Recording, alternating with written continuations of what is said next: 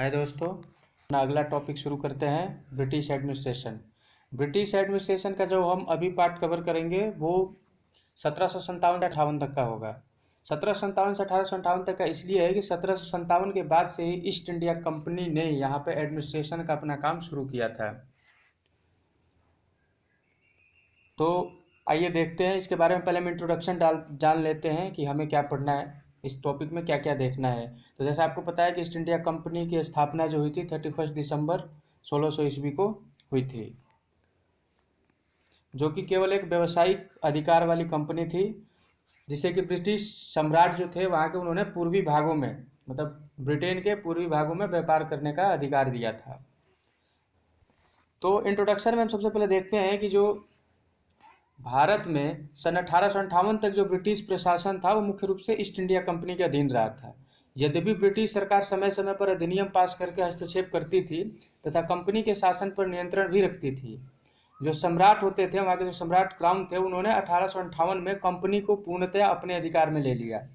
यद्यपि प्रारंभ में कंपनी का कार्य विशुद्धतः व्यावसायिक था।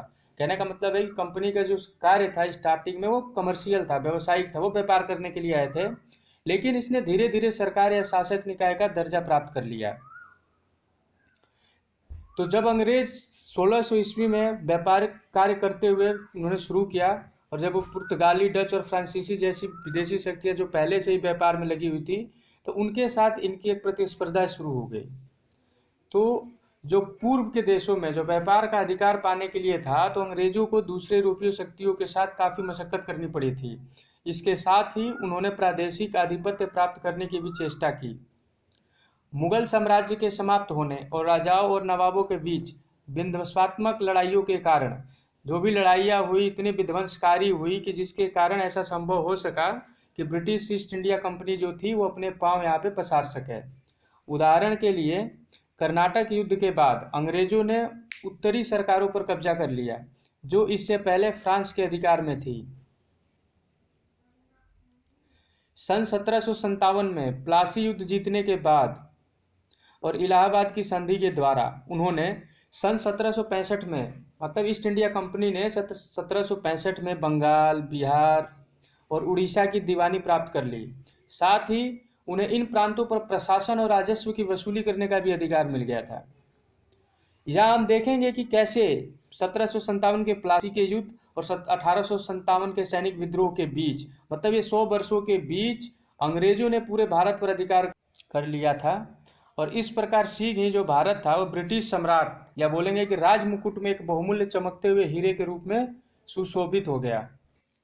चलिए अब हम ईस्ट इंडिया कंपनी की मुख्य विशेषताओं को देखते हैं। तो जैसा कि हमने पहले भी डिस्कस किया था कि 31 दिसंबर 1600 ईस्वी को ईस्ट इंडिया कंपनी की स्थापना हुई थी, जो व्यावसायिक एकाधिकार वाली कंपनी थी, जिसे ब्रिटिश सम्राट ने पूर्वी भागों में व्यापार करने के अधिकार दिए थे। कहने का तात्पर्य यह है कि ईस्ट इंडिया कंपनी को एक एकाधिकार था भारत में, जो पूर्वी देश थे उसमें व्यापार करने के लिए। व्यापारिक केंद्र जिसमें बहुत से गुमास्ते या फैक्ट्री कहा जाता था, व्यापारिक कोठी या फैक्ट्री कहा जाता था, जो मतलब जो व्यापारिक केंद्र होते थे उसमें बहुत सारे गुमास्ते होते थे। ट्रेडिंग स्टेशन जिसको आप बोल सकते हैं, जिसमें नंबर ऑफ फैक्ट्रीज होती थी, फैक्टर्स होते थे, उसको फैक्ट्री कहा जाता था। व्यापारिक कोठियों की संख्या एजेंट के अधीन थी, मतलब जो व्यवस्था थी, ये भू व्यवस्था थी, जो सेटलमेंट थे, नंबर ऑफ फैक्ट्रीज जो थी एजेंट के अधीन होती थी। व्यावसायिक मामलों में किसी दूसरे का प्रतिनिधि के रूप में व्यवसाय चलाने वाले एजेंट को आढ़तिया कहते थे।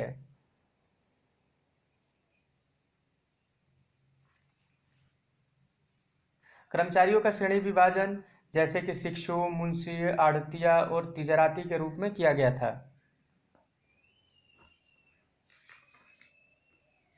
कर्मचारियों की नियुक्ति, उनका नामकरण, सेवा संबंधी सीमा और शर्तें उपयुक्त वाणिज्य संबंधी कारोबार नियमावली और परिपाटी द्वारा नियंत्रित होती थी। सामान्य रूप से संरक्षण द्वारा ही उनकी नियुक्ति और पदोन्नति होती थी। कंपनी के संरक्षण का अधिकार मालिकों या प्रबंधकों को प्राप्त था। जैसा कि आपको पता है कि जो ईस्ट इंडिया कंपनी थी वो लगभग 200 से ज़्यादा लोगों ने मिलकर बनाई हुई थी, जो कि ब्रिटिश के उद्योगपति थे, पूंजीपति थे या वहाँ के व्यापारी थे।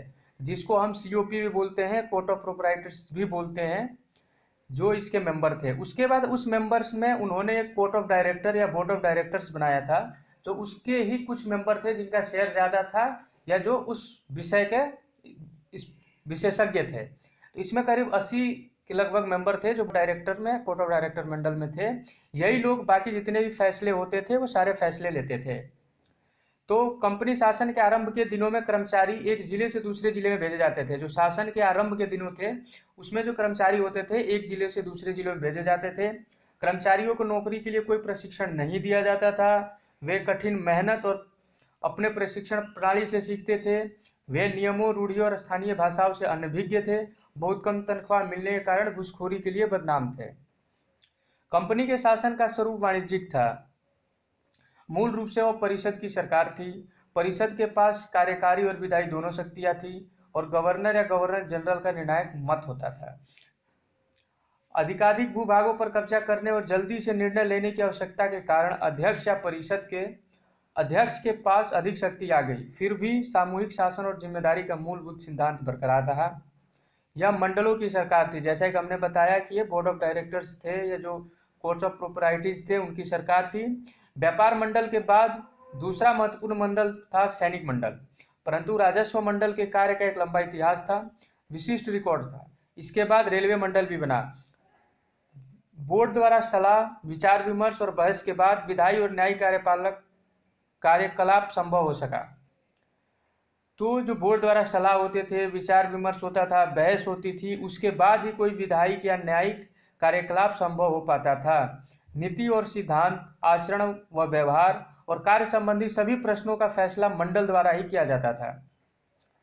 यह ऐसी सरकार थी जिसमें अभिलेख का बड़ा महत्व था। जब लेन देन केवल व्यापारिक होते थे तब अभिलेख संक्षिप्त और थोड़े होते थे, परंतु राजनीतिक कार्यकलापों के अभिलेख को सुरक्षित रखने की प्रक्रिया को बहुत ही बोझिल और बृहदाकार बना दिया गया।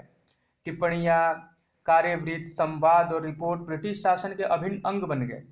यह एक प्रकार से आवश्यक भी था, क्योंकि केवल लिखित रिपोर्टों और अभिलेखों के द्वारा ही पद सोपान में सरकारी अधिकारियों पर नियंत्रण रख सकते थे। कंपनी का मुख्यालय दूर इंग्लैंड में होने के कारण अभिलेख रखकर निरंकुशता और अनियंत्रित शक्ति पर नियंत्रण रखा जा सकता था। ईस्ट इंडिया कंपनी ने भारत में कब्जा किए गए भूभाग पर ढंग से नियंत्रण नहीं किया। उदाहरण के लिए बंगाल, बिहार और उड़ीसा में क्लाइव के दोहरे शासन को ले सकते हैं। एक और जबकि कंपनी ने इस भूभागों पर होने वाले बाहरी हमलों से उनका बचाव करने का जिम्मा लिया था, तो दूसरी ओर राजस्व वसूली जैसे और आंतरिक मामले अभी भी नवाब तथा उसके अधिकारियों पर छोड़ दिए गए थे, जिसे वे कंपनी की ओर से करते थे। इसका कारण यह था कि कंपनी स्थानीय रीति रिवाजों तथा परिपाटियों से अनभिज्ञ थी तथा वह राजस्व वसूली की प्रचलित व्यवस्था को ही सुविधापूर्ण समझती थी। लेकिन इसका नतीजा यह हुआ कि अधिक से अधिक राजस्व वसूल करके जनता का बुरी तरह से शोषण किया गया। यह और बात है कि इसे कंपनी के नाम पर किया जाता था, जिसे इसी कारण बदनामी झेलनी पड़ती थी। नवाब और उसके कर्मचारी उसके वसूल किए धन को अधिकतर खुद ही रख लेते थे और कंपनी के बल पर वे दिन पर दिन अमीर होते जाते थे। अगली क्लास में हम 1773 का रेगुलेटिंग अधिनियम डिस्कस करेंगे। Thank you.